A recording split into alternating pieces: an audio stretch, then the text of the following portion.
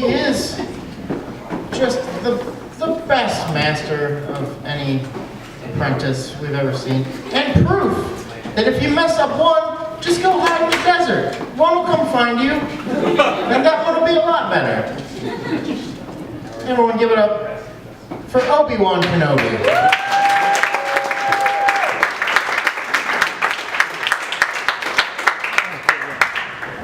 Thank you for that introduction, George. You know, there's something I've always wanted to say to you. You don't need to make the prequels. But I already made the prequels. You don't need to make the prequels.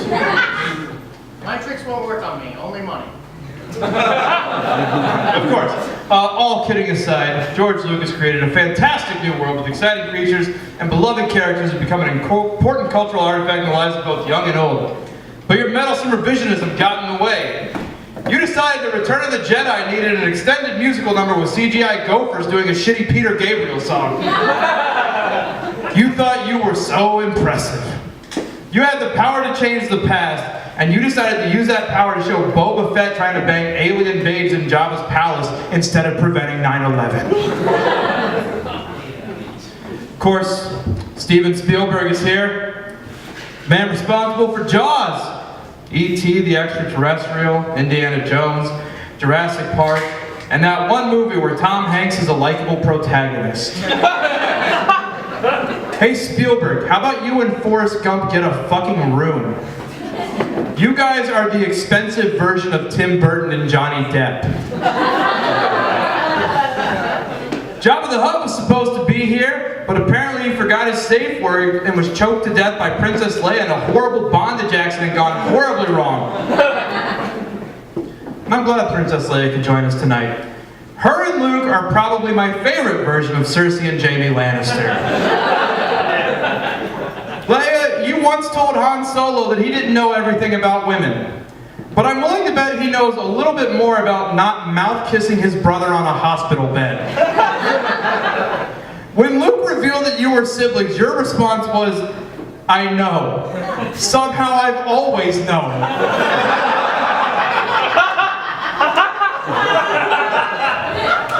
Even in a galaxy far, far away, knowingly playing console hockey with your brother is pretty fucked up. This isn't kink shaming, by the way. I would never kink shame anyone. Because melting candle wax on your nipples is not the same as fucking your brother. Speaking of gross, Emperor Palpatine and his wretched nutsack of a face are in attendance this evening. Now, I will confess you certainly got the drop on the Jedi when you executed Order 66 and wiped out the entire Jedi Order. Save for myself and Master Yoda. You couldn't even beat a Muppet. You got tossed around by Kermit with a lightsaber, and the only reason you won is because George Lucas forgot he only had 10 minutes left to shoehorn in the setup for 3 movies. Now, you're powerful. Okay, I'll give you that. You've got lightning hands, which I'm sure will serve you in your remaining days as a close-up magician at children's birthday parties. It's a fun time. And sure, you wiped out the old Republic and created the Galactic Empire, but when's the last time you got any pussy? You California raisin-looking motherfucker. Whenever Emperor Palpatine asks a girl out, she always says, no, no, no! You prune-dicked trick-ass mark. At this point, I'd like to ask everyone to give it up for the troops. Thanks to the brave men in the sausage fest of the Rebel Alliance and their skills as X-Wing pilots, the Galactic Empire was defeated and order was restored to the galaxy. And it only took us 3 movies, but we finally did it. Now, if we put Will Smith into one of those fighters, him and Jeff Goldblum would have done it in about 2 hours. Your service is appreciated, it's commendable even. But Luke Skywalker and Wedge Antilles are the only men to step foot in an X-Wing fighter more than once and live to talk about it. You might as well have an unfortunate name like, I don't know, Jack Porkins. Because you're just lined up to get slaughtered. Your character name might as well be Blow Us Uppus. Because you're not coming back alive from any battle. If you want to live through more than one movie, I suggest you learn how to strafe, you Harry Connick Jr. looking son of a bitch. This brings us... I didn't expect this many Independence Day references either. This brings us to J.J. Abrams, the man who's breathed new life into our beloved franchise. How many fans do you think are going to ask for their money back when they realize he's not Joss Whedon?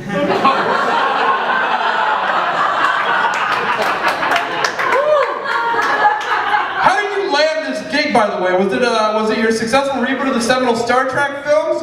Or the often disputed but popular television series Lost? Or, I don't know, maybe your phenomenal screenplay for the Joe Pesci-Danny Glover vehicle Gone Fishing. Yes, 3 Gone Fishing jokes tonight. I didn't expect it either.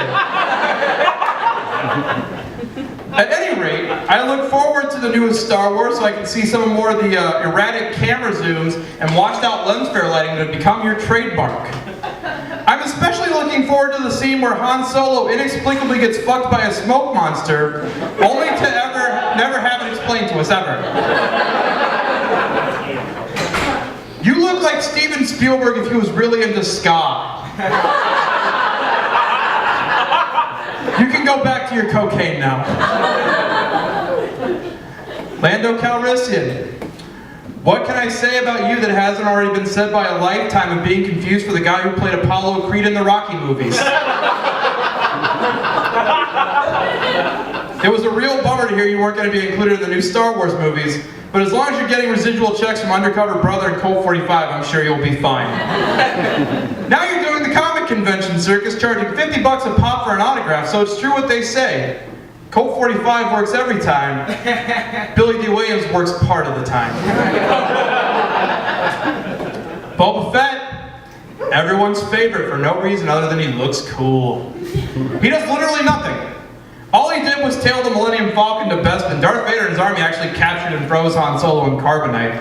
Then he stood around Jabba's palace trying to fuck blue space chicks, and then meets his demise when a blind man knocks him into a sand vagina with teeth. Boba Fett is the guy who peaked in your high school and still hangs out at football games trying to fuck sophomores because they're the only ones who don't know better at this point. Han Solo, man who accidentally killed Boba Fett. Also the only man to fly straight into the tractor beam of a space station the size of a fucking moon. Your only friend is a space bear and you're not very nice to him.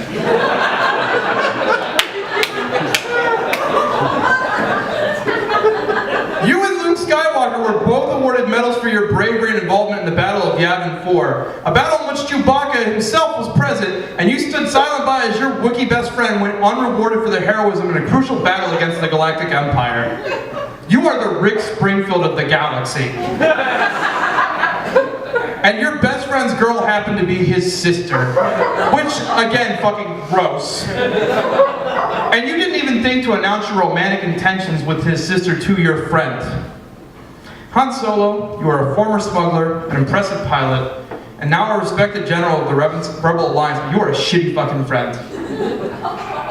And you look like a goddamn Old Navy commercial.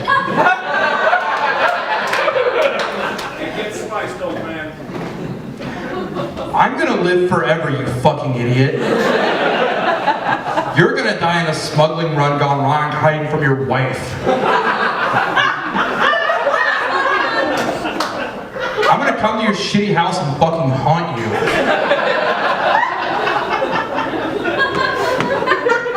Just watch you sit and cry drinking your space PBRs.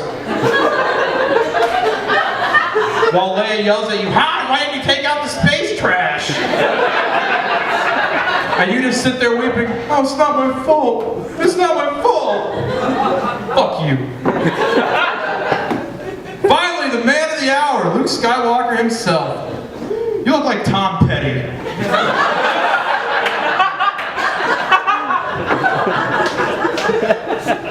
You were crucial in the war between the Rebel Alliance and the Imperial forces. You're trained in the ways of the Jedi and all but extinct philosophy, and you mastered the Force and bravely faced Emperor Palpatine aboard the newly constructed Death Star. Did you do it for glory? No. Did you do it for the money? Of course not. Jedi craves not these things. You did it all to impress your daddy because he wouldn't have a fucking catch with you. Oh, boo-hoo! I live with my aunt and uncle on a moisture farm on a planet in the middle of nowhere. You think that makes you special, Luke? You're a goddamn Bruce Springsteen song set in space. That's it. Until stormtroopers came knocking on Uncle Owen's door, you were going to be off the academy in a couple of seasons, where you would have experimented with your drugs and your sexuality, probably gained a deeper appreciation for the Smiths, you know, the usual. You think you're the only one from a small shitty town with a deadbeat dad? That's all of us. I watched my mentor get stabbed through the chest by a dude who literally looked like professional wrestling's interpretation of the goddamn devil.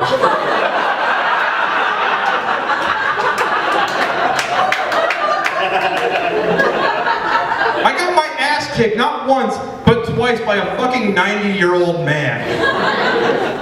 I had to say the word younglings and keep a straight face.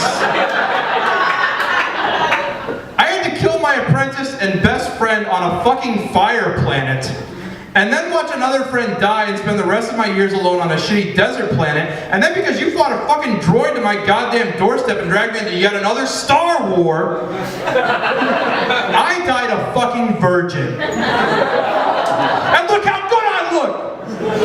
I should have been pulling down trim from Coruscant to Tatooine. And now I'm just another stupid fucking blue ghost.